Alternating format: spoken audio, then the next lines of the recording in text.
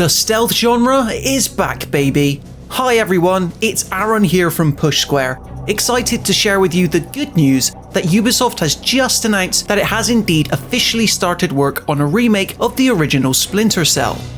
Rumours of something like this happening had obviously been suggested and speculated upon for quite some time now, but only now, slap bang in the middle of December, for some reason, has Ubisoft decided to make the news public. Maybe we should just consider it an early Christmas present. Anyway, one of the most surprising aspects of Splinter Cell's return is the fact that it is indeed a remake of the 2002 original, rather than an entirely new installment. This was confirmed by way of an official blog post made on the Ubisoft website, where producer Matt West laid out the plan. Alongside this being a remake, West also confirmed that it would be Ubisoft Toronto, the last studio to touch the IP with its work on 2013's Splinter Cell Blacklist, leading the project, also making it known that the Splinter Cell remake would be running on Massive Entertainment's Snowdrop engine. Now if that somehow seems familiar, you'll most likely recognise Snowdrop for its use in the first two Division games, also helmed under the Tom Clancy moniker.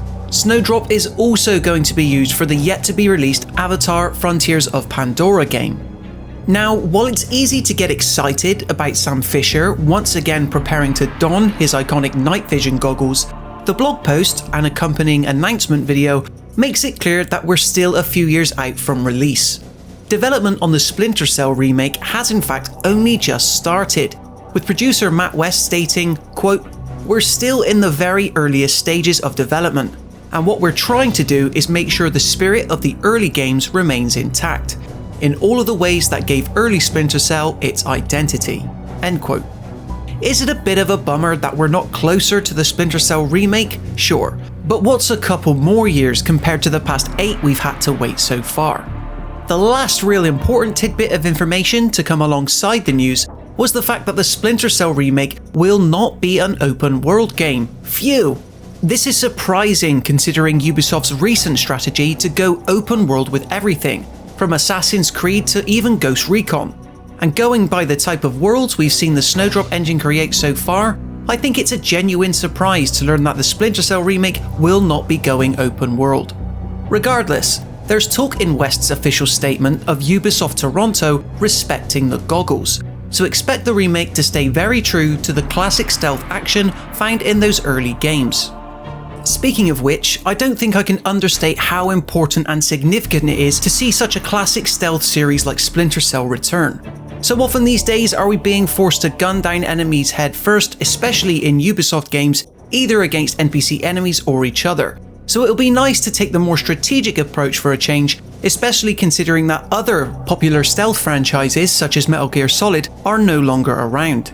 It actually wasn't too long ago where Sam Fisher reappeared and popped up within a limited time event in Ghost Recon Wildlands.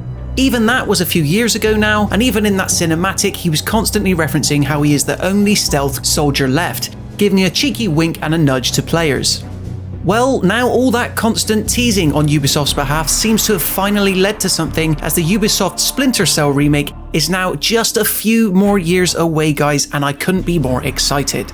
Anyway guys, that just about does it for the rather sensational news of Splinter Cell's return.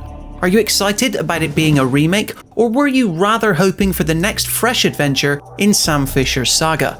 Let me know in the comments section below. And then, when you've done that, be sure to leave a like if you enjoyed this video, and consider subscribing to the Push Square YouTube channel for everything else PlayStation related. Until then, as ever, thank you so much for watching, and I'll see you in the next one.